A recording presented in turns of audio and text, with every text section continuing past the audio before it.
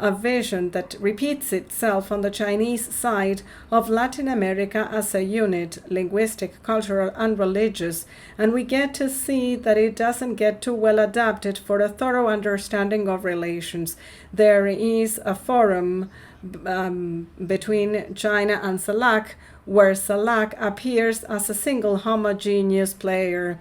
This is not so, and this generates a few difficulties in understanding our relations. Now, the second group that we are analyzing from outsiders, we have collective volumes in English, and what we have there are several eclectic perspectives, and there's a lot of comparative work. There's publications that are devoted to comparing what happens in the relations with China and Latin America, or between China and Central Asia, or the Southeast Asia, or in other cases with Africa, or with Korea and Japan. This shows a difference because it helps us establish a number of different parameters as compared to the focus centered on the relations between China and Latin America. Here there is a broader spectrum. Since these are collective volumes, a number of different theoretical approaches get combined. But what can be highlighted, in spite of the economy and economic policy in the majority of them, there is this constructivist approach. It is very strongly marked in this context. And as part of this group of outsiders, what we call eclectic outsiders, there's three issues that come about quite strongly so, that has been in the last few years, and Derek already made reference to this. Sanitary diplomacy as a result of the pandemic, communicational strategies from China to Latin America, showing an attempt of greater understanding of how Latin America works and the countries individually work. And also the relation in connection to the initiative of the Belt and the Road, that is, this as an element of important differentiation, connection and confluence of Chinese interests and those of Latin America. We have to understand that there's 19 countries in the region that have aligned to this initiative. The third one is the group of Chinese studies. It is one under development, and this is shown by the Chinese researchers. Lots of failures have been detected in China up until we assume this as a study of area. So we start to see how studies proliferate, especially in the last few years when the Chinese government has promoted several sites. But they talk about 60 centers that were created in the last few years. What should be highlighted here is that comparatively speaking, as compared to what we said before, there is not much theoretical development. There is a more pragmatic vision on what the relationships are that are being developed. There's a lot of interconnection between all three groups, and also the fourth one, there's a lot of relations among them that enable this linkage that somehow or other generates shared perceptions, possibilities of shared foci. And the fourth group that I thought was really important because of the wealth, plurality, and complexity, and it is not that I say so because I'm on this side of the equation based on this group, is the one of Latin American studies. And here the more telling elements are that these are predominantly academic studies. They are not that far focused on political decision makers. There's one that is not part of the report. Sometimes there's studies that are addressed to military institutions. This we didn't notice prior to its publication, and I will talk about why this is important momentarily. There's this generally held perception on the relation with China in connection to a permanent reference to the relation center and periphery with the United States, this being present in many of the approaches. Another important element is that a great part of production, academic production, is within intergovernmental mechanisms, the greatest reference being ECLAC, with plus 25 reports on relations among different aspects between China and Latin America. And for sure, this responds to this theoretical and methodological approach that has to do with structure and development, but other organizations come to play, such as CAF, IDB, etc. The third element that has to be underscored, those that produce the most are countries with the greatest critical mass in terms of centers, think tanks, academic institutions, editorial development, and whatnot. So 50% of what we have analyzed has been produced in the framework of Mexico, Brazil, Argentina, Colombia, and China. The fourth element that is fundamental in the understanding of how these studies work in Latin America is that there has been an effort in generating regional networks. And there's two. There's one based in Mexico and two in Chile. And there are national networks in the case of Brazil and Venezuela. It's odd that countries that have a skill to do so, such as Argentina and Colombia, there is no development of networks. There is only specific exchange. What about the fundamental issues that appear in this context? The central theme is on the positive or negative role in the relation with China. Eric had anticipated this in the introduction, and the issue as to whether this actually responds to a win-win relation being good, or whether it actually involves critical relations, deindustrialization, extractivism, and the negative impact on the progress of regional integration. But let's summarize the predominating view into four. This is why I say that the production in Latin America from a theoretical point are so rich. The structuralistic one related to ECLAC. This is the first. The second one, the view that results from that structuralist view that has to do with the theory of dependence. It continues to be a reference. There's relations and links in the English-speaking academic world. The third one relates to the school of the heterodoxus autonomy by Wiki Hawaribe in connection to finding out how a view, an autonomous view and strategy, can be held up vis-a-vis China. And the fourth one has to do with the peripheral realism. There's important contributions, and we have to align ourselves to what exists and try to see how to get the greatest benefits. The second element that I think that comes from these trends, and this will help me conclude my remarks, is understanding from a Latin American perspective what triangular relations are and how Latin America places itself in the strategic dispute. Well, of course, there's different degrees of sovereignty. There is a recent discussion that has not yet specifically affected the studies on China and Latin America that relate to a number of considerations that have to do with an active non-alignment, a very recent one that is generating discussion. And this contrasts to the heterodoxus autonomy. What prevails is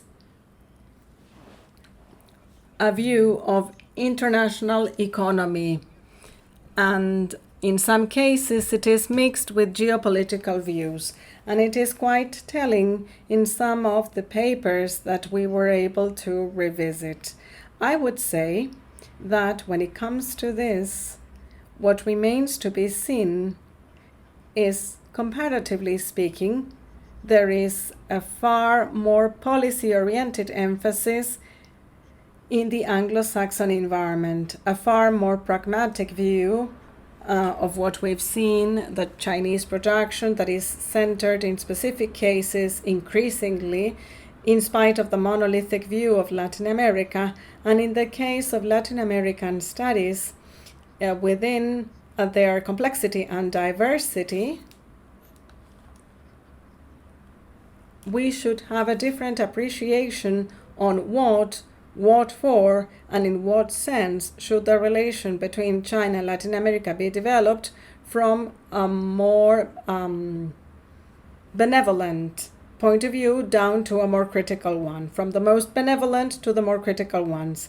What is emerging in Latin America is that increasingly studies on the relationship between China and Latin America, whether bilaterally speaking or whether from a region to China, or even in the framework of a triangular relation, is increasingly related to global issues and a global dynamic, not just because of the Belt and Road Initiative, BRI, or because of globalization with Chinese characteristics. What about the Chinese dream and project? What is the future strategy to follow? How do we place ourselves in Latin America in the framework of a hegemonic transition, if we agree on the fact that there is such thing? And also, as Eric said in the beginning, is whether we are seeing the need to insert ourselves in this dynamic of change in the international situation, the New World Order, where there is this organizing line that might be bipolar or that responds to a multipolar dynamic. Thank you, Andres. That was very clear and highly informative, as well as very interesting. This report opens up new paths in our study of the relation with China. Thank you so much. We will now hear Gino Pauselli. He will talk about the survey, the opinion survey. Gino has a candidacy for a PhD. His area of research focuses on human rights, aid development, and international borders. He basically used quantitative methods. Thank you so much. Thank you, Cries and Foro del Sur. Can I share the screen?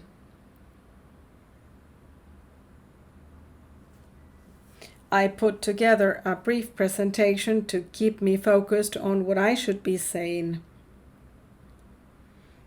I guess you all can see it.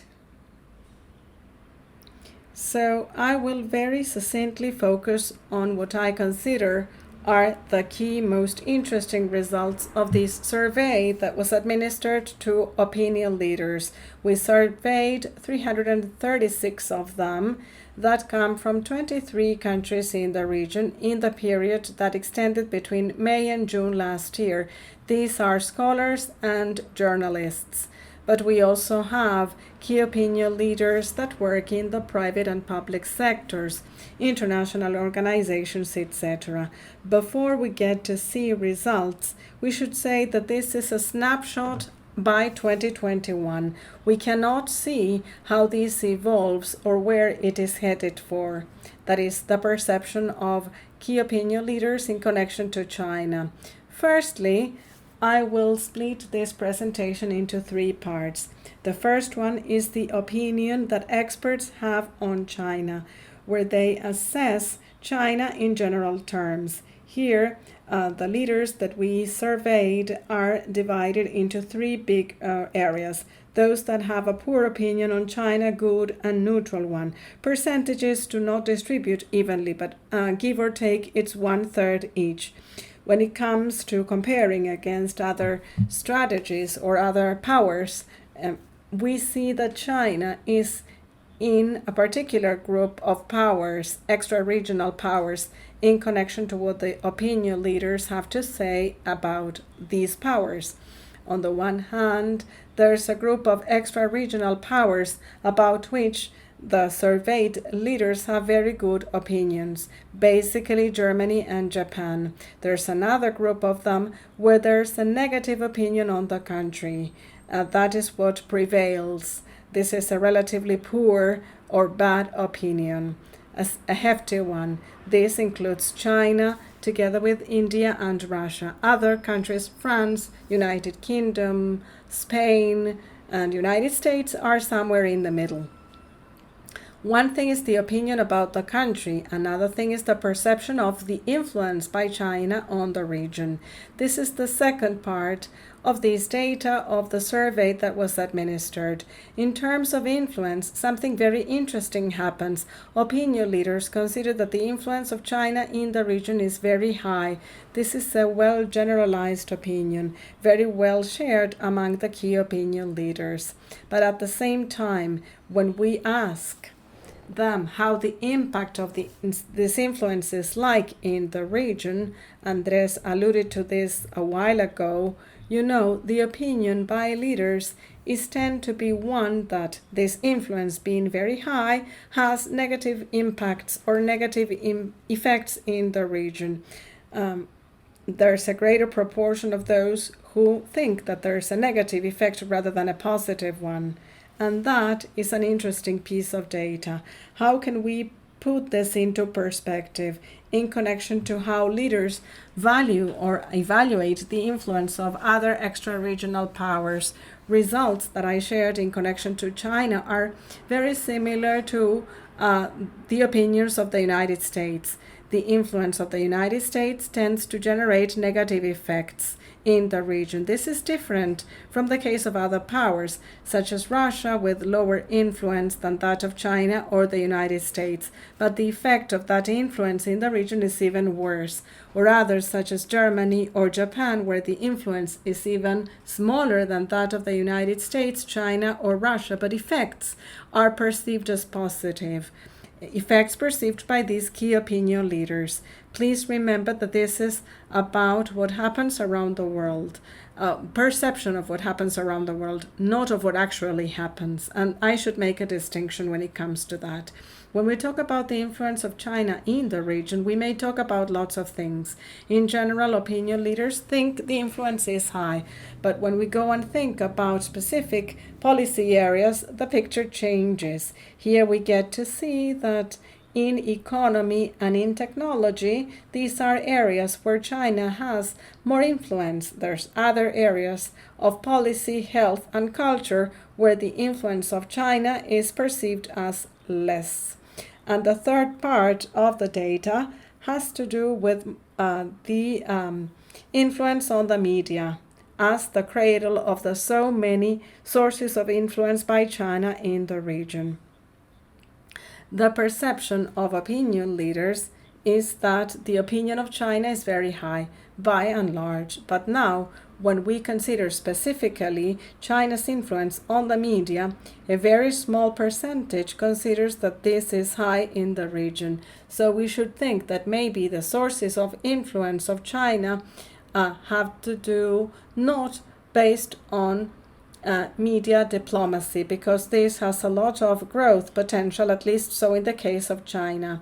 And as compared to other powers, to other extra-regional powers, this big communication media, out of these, the Chinese one ranks lowest in connection to influence in the region. CNN or BBC are the ones perceived as having greater influence in the region. And on the y-axis, here, on this one, we get to see the average of the effect of such an influence, whether negative or positive. And here, the only one that seems to have in general a negative effect in the region is,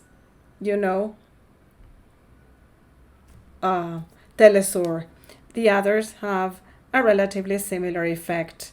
In concluding, and so that I don't use any more time than assigned to me, what we get to see with this data, these being just a part of very many other data on the report, and this may have been shared on the chat, the Chinese influence in the region is increasingly greater. It is perceived as a very high one, but there is a relative stagnation of media diplomacy. Media diplomacy cannot be underscored as a source of high influence in the case of China. And the perception of the level of influence in the media diplomacy gets to vary through countries. Some consider that the media influence by China is far greater than others. This would be all, but before concluding, I'd like to thank Andres and Eric for having asked me to join you in participating here and for the work they do with me, and to Ronan, who worked in the project of this survey. Thank you. Thank you, Gino. That was very interesting. We will now hear from Luisa.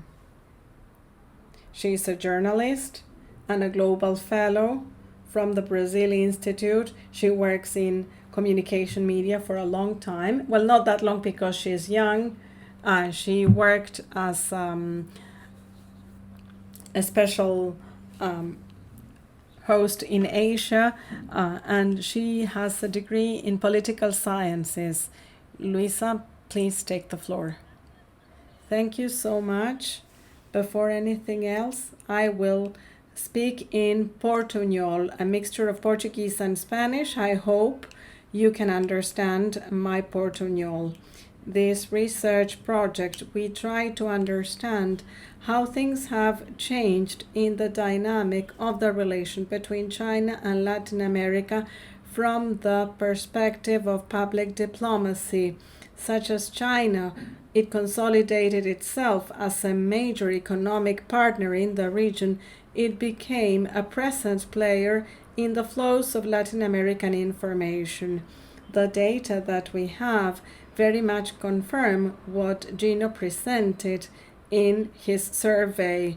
The country expanded its diplomatic presence online. It adopted an assertive and participatory behavior in the public discussion of the region.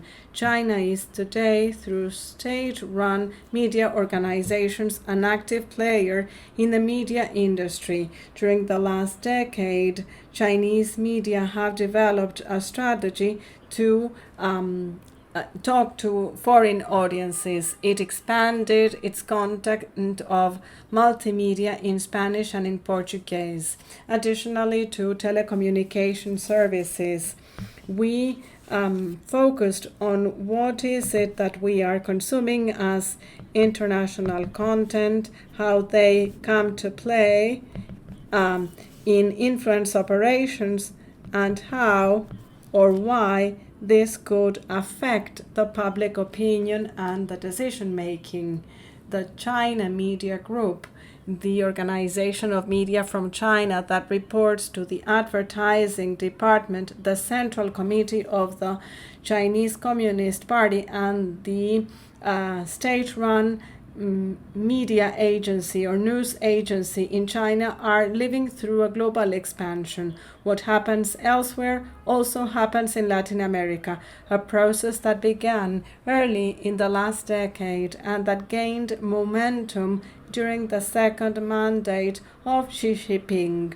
This internationalization against the backdrop finds in Latin America ownership and domination of the market by the main players. This enabled the content to reach a high degree of capillarity, coming down to smaller publications, smaller media, to come down to the audience. These Chinese media organizations prioritized existing and long-haul means to distribute and reproduce without the need to have a new vehicle or a new means that should be locally established. Consumption is done in an indirect manner. What I mean to say here is that when we think about whether we are consuming Chinese content, we consider that even if it is in Spanish, it is not the only way. Partnerships with Latin American media are very strong. We have identified 45 agreements signed in the region since 2003 down to 2020. Out of them, 10 are found in Argentina. We have found content reproduction in several news sites without localizing the agreement.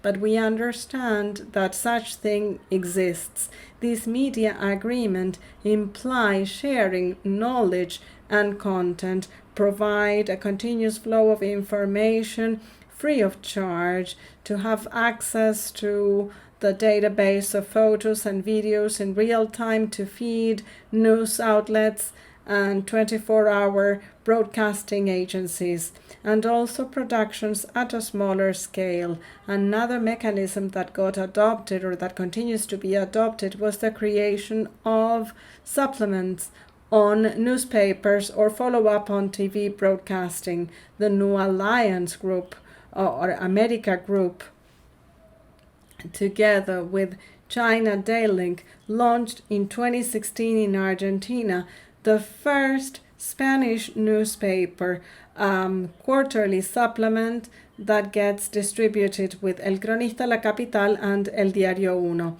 The content that is promoted or sponsored, this is another tool that is used in order to have access to the Latin American audience by the state media, reaches Latin American proportions in coordinated actions where the same text gets published at the same time in different countries in the region. And this is a new dynamic that became more intensified following the pandemic. Let me give you an example. This is a number of over 50 texts that got published at El Clarín as a result of the 100th anniversary of the Communist Party, the Chinese Communist Party last year. The format of these publications of sponsored content is infomercial, where we may see how we can see journalistic articles. We get to see the reader without finding whether it is an announcement, and we need to understand that this part is not news. That's different from the rest of the newspaper.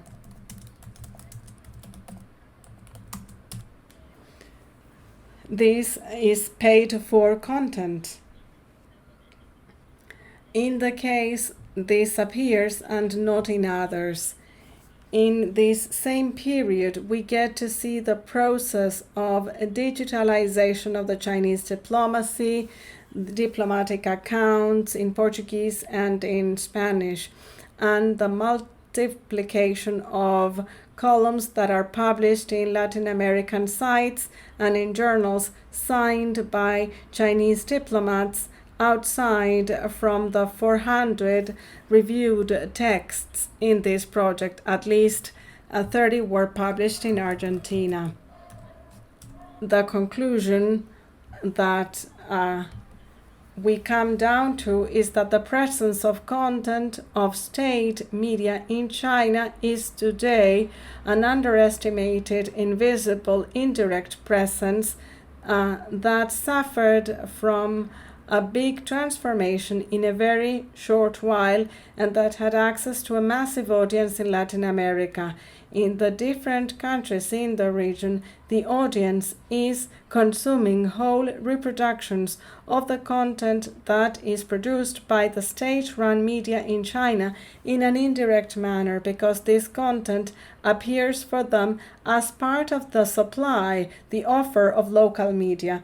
The dynamic is the same as is used by Western agencies, but with a pre-approved content of a single narrative that follows the guidelines and interest of the Chinese government, that is always praiseful or encouraging to the Chinese government and leaders. China has the goal of challenging the media scenario when controlled by Western companies, and to have control on the narratives about China in order to be able to tell the Chinese story well enough, as Xi Jinping said In the meantime, international journalism carried out by Latin American eyes and hands face brutal challenges to keep narrating their stories. Thank you so much. Thank you, Luisa. I believe that presentations have given a good outlook, a very detailed outlook. I don't want to come down to the field of Cynthia. She will be making comments about presentations, but I should say it's been a remarkable amount of information and of analysis behind that has been reflected by you in your presentations.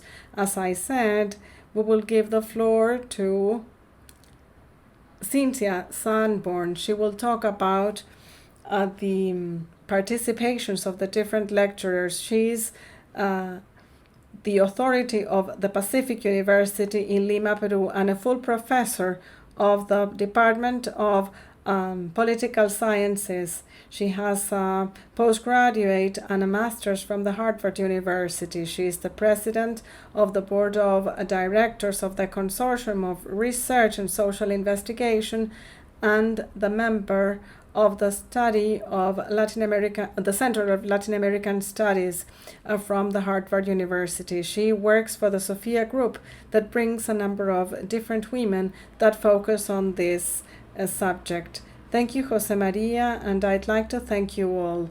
As has been stated, there's a lot of work that has been done here, and it will be my privilege to share it in this panel. I'd like to thank organizers for having invited me. Andres asked me to make specific comments on the work of the literature that was used here.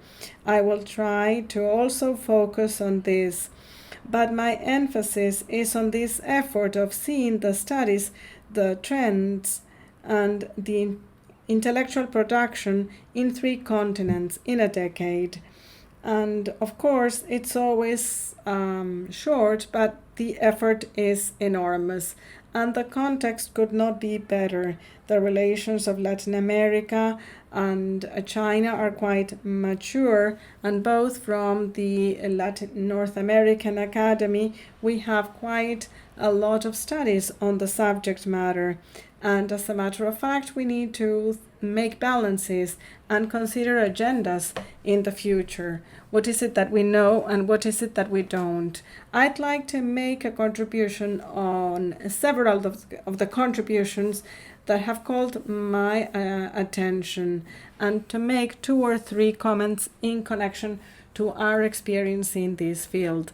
I first believe that the balance by Andres, Servin, and colleagues on the production in Latin America in connection to these relations is pretty interesting. We don't have a long background of semiology, unlike United States and Europe.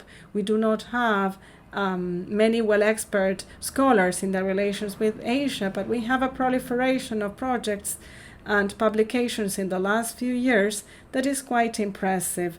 Andres pointed out to the following, and in comparison to what is produced in the United States, as he says, there is a greater trend to discussion, theoretical discussions on theories and dependencies, and also a discussion as to whether this relation generates any benefits or risks. And there is no agreement, and that is quite interesting in its own right. Also, he points out to the fact that literature in China, Latin America, and from Latin America is only focused on an economic perspective, not that much on policy or geopolicy or geopolitics. And this has to do with the idea of several leaders in the region. Maybe Gino would have something more to say about this. Both things can follow their path.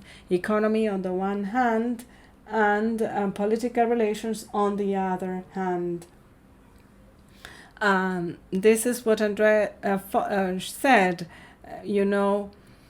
They suggest this doctrine of a non-aligned Latin America, considering the powers that might be in conflict with one another. But Andres is here among those who consider that this could be quite difficult to keep the economic part and the political part separately, because of course there is hostility intensified between China and the United States. Our leaders find themselves limited to giving their opinion. The geopolitics is even more limited. Another contribution of what was presented here is to point out to this emergence of a network of researchers in the region that start exchanging experiences, observations, and data, and the creation of databases on Chinese creations and presence in the region, including monitoring in this investment, even when there are difficulties for access and the quality of data, both in our country, having very deficient data, as well as the Chinese data. So I believe that these are contributions so that other investigators find a source of inspiration so that they can go deeper into their effort. I have 3 points I'd like to extract as a conclusion and maybe to put it on the panel for comments. One has to do with the agency, the Latin American agency vis-a-vis China. By reading at what has been published, in spite of differences, the literature that is analyzed from the United States and Latin America, they share in common this persistency on focusing on China as a player in their agency and in their actions. The project that Eric presented aims at showing several perspectives on the Beijing's intentions. In many of the papers, the departing point is China, and it continues to be seen as monolithic, China or Beijing. China that is hungry or thirsty for natural resources, they look for penetrating, inserting, influencing, finding capitals, gaining experience, or Chinese people that try to compete against the United States in the backyard. The trend is to see ourselves in Latin America as objects rather than as subjects, as victims or as benefited, but rather than not as agents of our own change. That is what I extract from this balance. This is what I've seen several times before. Very few researchers in our region do analyze the efforts from our elites, whether public or private, to look for markets in China actively, finding investment, negotiating agreements. These should try to change the priorities from them to us. How our foreign affairs ministry works, how about our regulatory authorities or environmental and labor authorities, local governments and universities themselves, how do we act? How do we act with China or vis-a-vis China? There's very few studies on that database and on others that I've seen on how the different types of Chinese players adapt to our environments and the mutual learning that happens from this. And I believe that by way of example, there are a few papers that inspire me along these lines. There is an ethnographic paper by Monica de Hart on the relations and tensions generated by infrastructure constructed by Chinese companies in Central America. We have attempted to find this in communities and nearby communities and the mining companies from China. There is a paper where different authors from Asia and Latin America compare local strategies and replies by, Chinese players. That is a suggestive cue. A second comment, and something that was anticipated by Andres in his intervention, in spite of the fact that we get obsessed or too focused on China, then we have very little access or we pay very limited attention to the production of our counterparts in China. In the decade being analyzed here, there's been quite a new production from China. We should go out our way to get familiar with it, beyond a couple of authors that were quoted in this database. The numerous publications of ILAS, the Latin American Institute, and the Institute for Web Politics and Economics, eWeb. We have the papers by on reflections on studies in China. Dr. Tao Chen from the Tsinghua University, who runs their Latin American Center with a venue in Chile. ILAS and other universities publish journals in English, and they invite us to get to know greater diversity of approaches and of new Chinese scholars writing on the subject matter. There is a database that is called China Academic Journals that contains a great deal of recent Chinese publications that will have to be reviewed. We have a new generation of Latin American academicians or scholars who well know that some of the veterans from China have studied there, they have carried out fieldwork in China, they are better familiar with the sources of information that are found in China, and in the period that is comprised therein, the Chinese government starts promoting these scholarships in the best universities, together with creating associations with us. They are training Latin American academicians that get to know, that have lived, that can analyze critically and with greater knowledge the Chinese side of things and interact with the Chinese counterparts. In the Chile Catholic University, in Brazil, and in Argentina, there's a new generation of Latin American internationalist scholars that are more familiar with China and that can get to see, the different colors of these not that monolithical countries. We can get to early study the language and take advantage of scholarships, and it all contributes to improving our capacity to better relate ourselves in a more constructive manner. We are on the third decade of very flourishing academic and relations with China, with the different think tanks and research centers, and there is increasing less excuse not to get to know our new counterparts, our peers there, and trends in publications and in thinking. And the third and last topic has to do with, innovations in international relations, social and environmental issues, scientific and technological issues. This has been partially approached here, and I would like to approach it a little more in detail. A part of the discussion that Andres referred to in our relations with China, this pivots around the potential social or environmental impacts in the Chinese activities in our countries. I believe that these issues have to be more deepened because they are very important, not only locally but globally and geopolitically. And here I'd like to finish with a suggested agenda because Andres' work does not conclude here in this panel. We might be pointing out to a number of clues that can be followed. The expectations the world has on China is that it undertakes greater responsibility in the fight against climate change, energy transition. They should take a more key role, a leadership role. This is something that is required from all countries, governance, and better regulate foreign relations. And there is this intellectual production that stems from activist NGOs.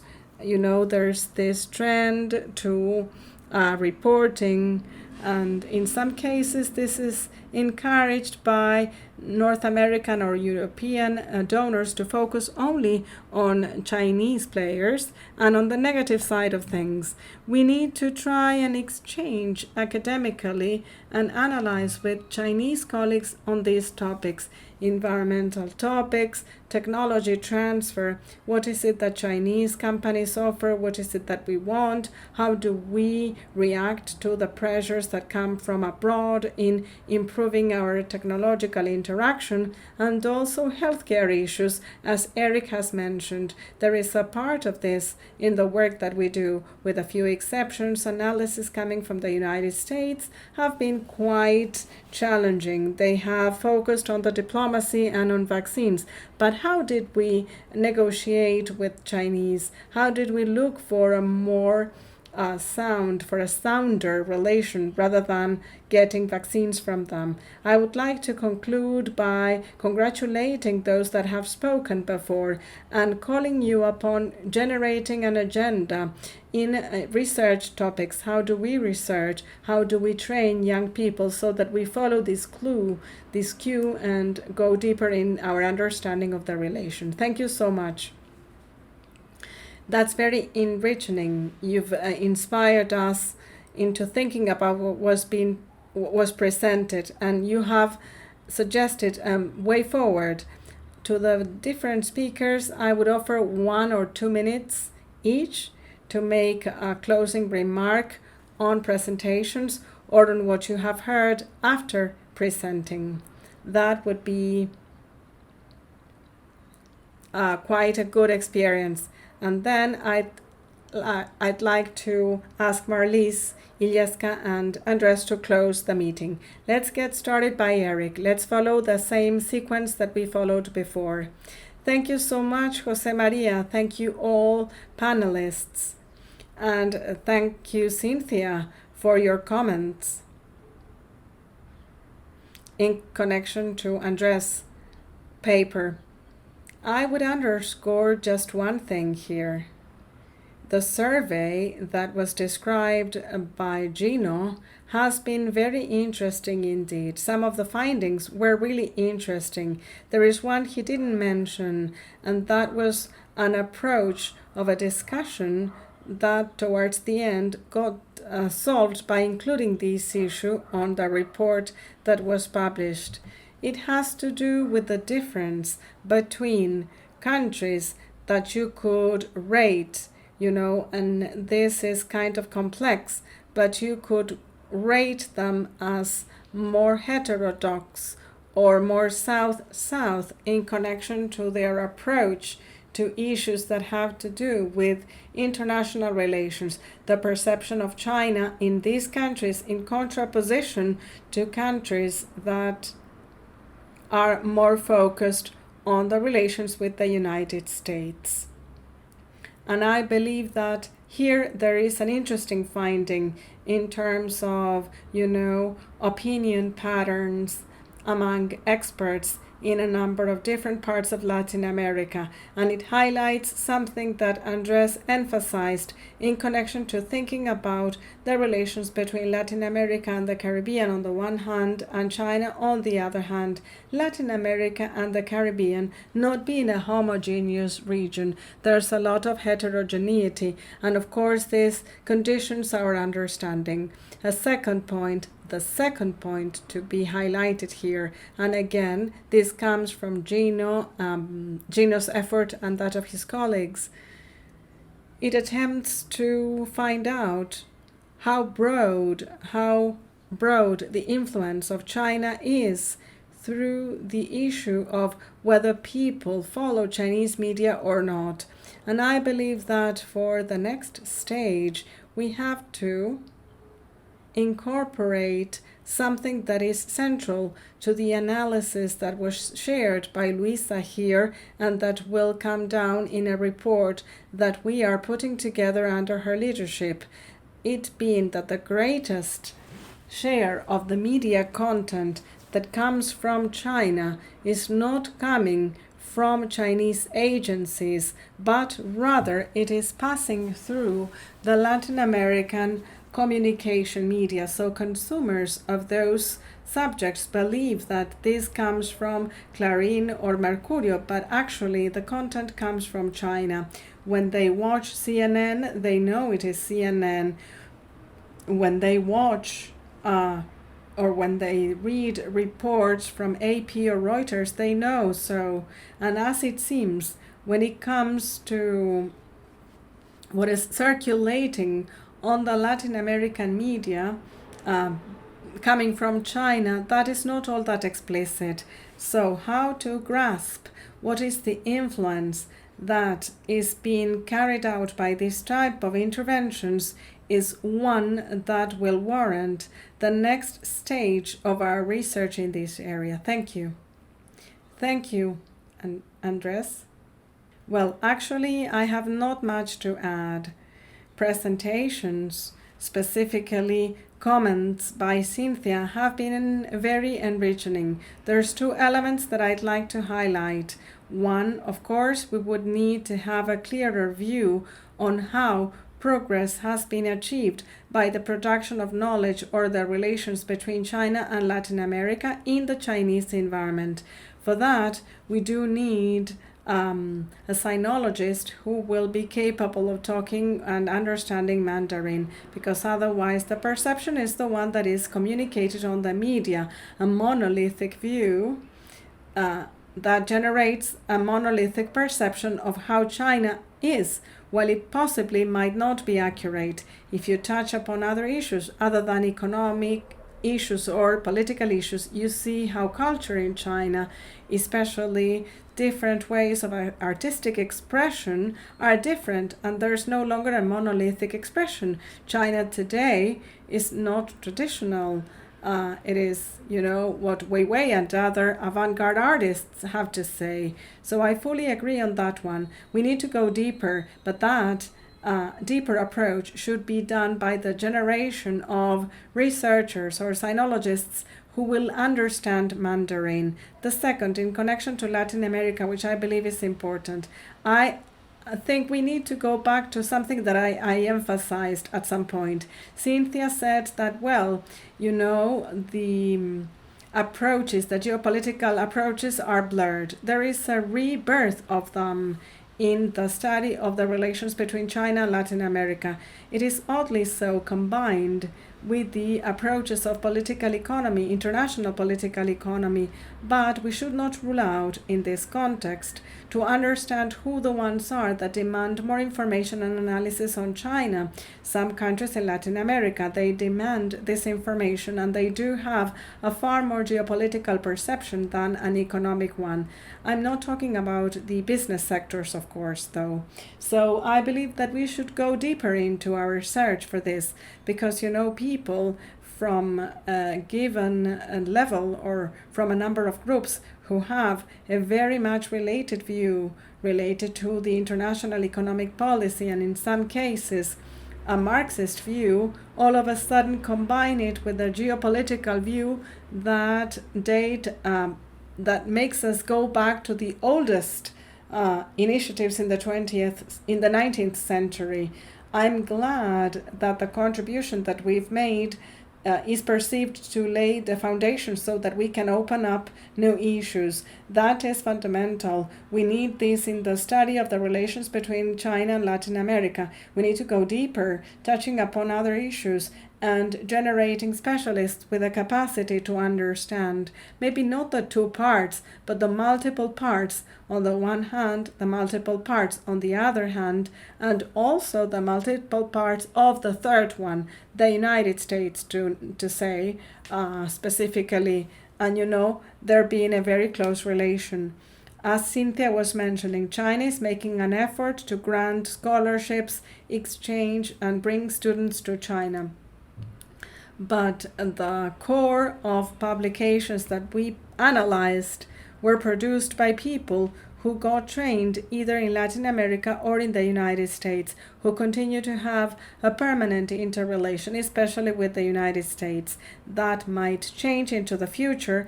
Seeds have already been sown, but we need to analyze moving forward how we will have significant relevance in the training of students in the Chinese academic world, and what is their point of view when it comes to interpretations, because of course theoretical frameworks are left without a conclusion otherwise. Gino, I'll be very brief, and I will allude to something that Eric mentioned. It is true we did not include all results, and what Eric mentioned is very interesting.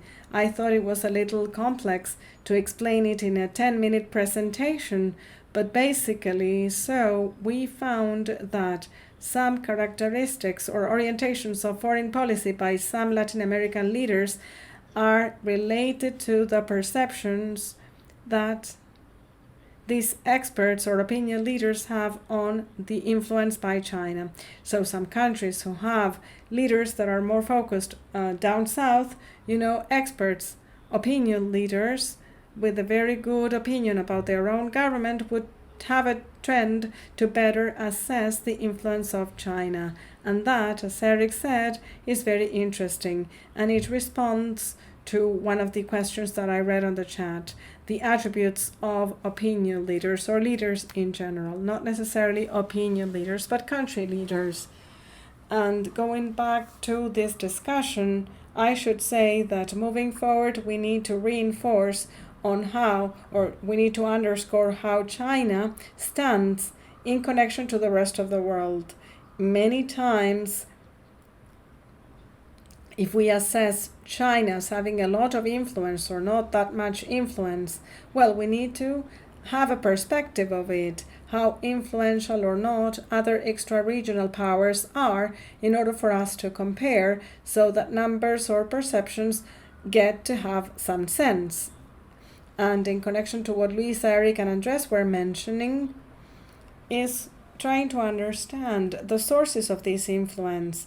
As Eric was mentioning, many times the information that comes down through the local media is information provided by China, not from a Chinese media, but from local media. And this happens with other powers, maybe not necessarily to the same degree. Well beyond the fact that the audience doesn't know where this information comes from, information consumed by local media, China might be more effective in including news locally. So that is fascinating in and of itself. So we can analyze it in the future. Thank you so much for having me. Thank you, Gino. Luisa.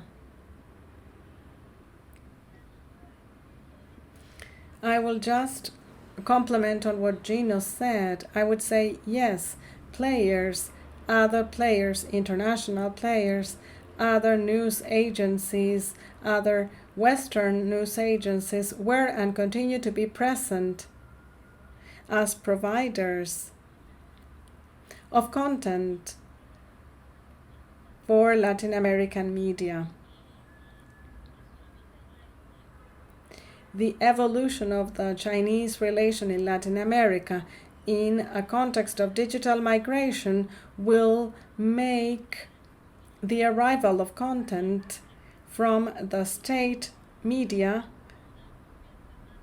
from the Chinese state press, as content for a player that used to be quite rare or not that present, but that today is more present than before, in a context where there is increasing use of social media and digital platforms. So this transformation that happened in the last decade, from analog to digital, the growth of new media platforms as news outlets, and the convergence of traditional broadcasting with telecommunications, well, of course, there's lots of questions that come about. How asymmetrical is this dynamic, and how it will continue to be like with Western media, the spaces that are being taken up. And also, it's interesting to wonder or to ask ourselves, why is it that this is happening, and why is it that it is raising the interest of Latin American media, studying and distributing content of the state-run media in China. Lots of questions that have no answer for the time being. Thank you so much. Cynthia, any additional comment on your part? Going back to what Luisa said, I truly believe it is essential to study, to better study our side, the Latin American side of things. What is it that motivates the media? How is it that our businessmen, business owners negotiate agreements with Chinese colleagues, giving agency in connection to research on Latin America? We have this idea that we are very passive. We are open to receiving China and to receiving investments, and that is not all that so. We are diverse actors, and we are learning to relate with one another.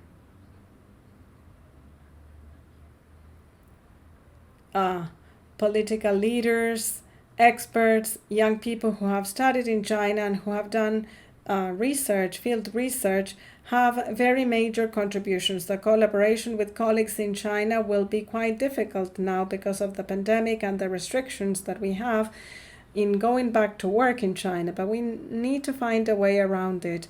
We need to engage in dialogue with different generations and different points of view. And finally, training. We are teachers here. We should train young people with this outlook, with this new outlook, with theoretical approaches and with eyes of our own. And to congratulate again the American University and CRIAS for launching these very useful papers. Thank you. So, having you put all the audience to enough suffering, or to the panelists to enough suffering, I'll ask Marlies Ilieska from the Foro del Sur Foundation to make a few closing remarks. So we have our panelists off the hook. So Andres, Cynthia, Jose Maria, Gino.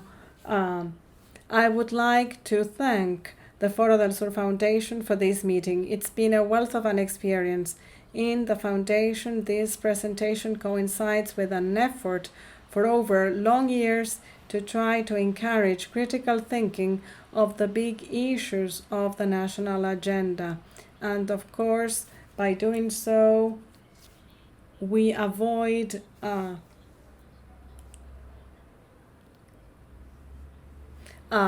falling prey to the neologism of the post-truth. It is possible to think about the reality from this perspective, an objective one. This is the key, and this was the result of this effort, this paramount effort, through lots of research efforts in different countries and in different parts of the world. So I believe that, as Cynthia said, it is important for us to think how to increasingly involve the citizenship in this process. The growing influence of the Asian continent, of this Asian giant in our countries, is very remarkable. We are quite encouraged on the one hand, but this brings about lots of optimism, but at the same time it brings about lots of doubts as to how this will continue. Trade, loans, cooperation, and whatnot. And these are issues that we need to analyze, that we have to analyze. And I believe that we, from our roles, have to encourage the participation of the society as a whole in this discussion. I should highlight how important it is for us to share such a wealth of research as has been conducted by you. The doors are open for future cooperations. Once again, we apologize because in Buenos Aires we had a terrible blackout that affected half of the city. So tomorrow we will upload on the YouTube channel of Fundación Foro del Sur the version in English for those that want to share this with your English-speaking colleagues. Thank you so much. I give the floor to Andres.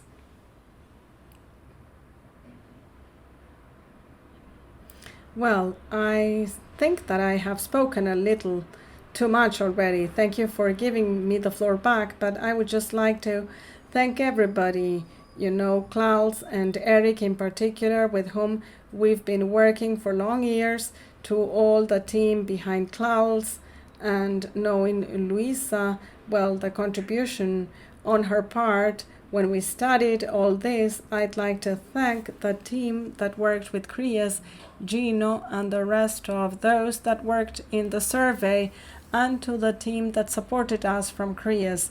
I'd like to thank you in special because this is our first joint experience with Foro del Sur. Luckily so, except for this energy blackout, we didn't have any further problems, and this is a very positive balance for us to keep acting with one another and to eventually have the participation or the moderation of Jose Maria Llados, who is very, very good in being the host for this type of meetings. I'd like to also thank Cynthia Sanborn, with whom we have a permanent cooperation. We are co-chairs of the Latin American Science Association, and we will get together to find out some details about that. So thank you all again, and let's stay in touch in order to keep seeing what other things can be done about this. Jose Maria, thank you all, and okay, we are off for the day.